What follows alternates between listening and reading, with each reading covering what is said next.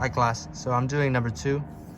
Number 2 says, a large sample 98% confidence interval for the proportion of hotel reservations that are canceled on the intended day arrival is that number. What is the point estimate for the proportion of hotel reservations that are canceled on the intended arrival day from which this interval was constructed? Okay, so they give you the lower boundary and upper boundary, and to solve for the point estimate, which is p hat, you want to add these two together and divide by 2, which I did right here. 0.16 divided by 2, 0.8. Your answer is C. Next one I have is question 5. A random sample of 50 students at a large high school resulted in a 95% confidence interval for the mean number of hours of sleep per day. Which of the following statements best summarizes the meaning of this confidence interval? When I see questions like this, I like to exit out what looks wrong. First one, about 95% would result in a 95% confidence interval. That doesn't really explain the statement. Leave B because that's the right answer. C, 95% of the students reported sleeping between. Yeah, that's not it either. That's not it either. I hope you guys can see why. Because it's not like we are confident, or it doesn't explain the confidence interval or what it covers.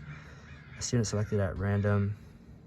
No, that's just all like, those are all like chance, 95% of the people. But this statement explains the confidence interval in the way of the population mean number of hours per day. It explains that 50 of those students would be in that interval, if that makes sense. So yeah, sorry about that. For number 2, oh shoot, all this information is irrelevant because we only have A.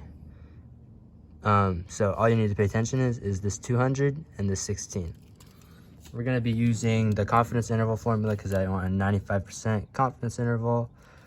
P hat is going to be X divided by N. X is what we have, the defective. 16 divided by 200, which is N.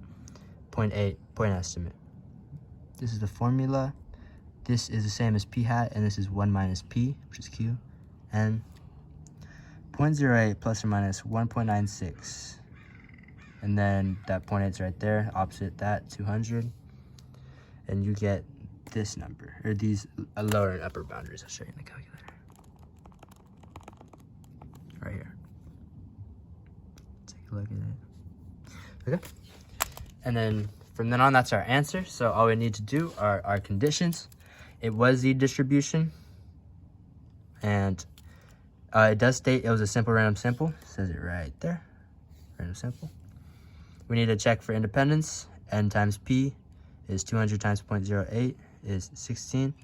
N times Q, 200 times 0.92, 184. They both equal to 200. Makes sense. And this is the statement about if it was, we can assume that the population of components is greater than 200 so that we don't mess up taking out more. You know, if the population is too small, then it will ruin it, sort of like the Skittles idea that Ms. Devenuto talked about. Next is the statement that we need to finish it off, which is we are 95% confident that the true population proportion of defective components lies within the interval that, and we gave context right here. We gave context right here to the problem, which makes it valid, and it explains the interval on what, and we state the numbers as well, so we're all good to go. Thank you.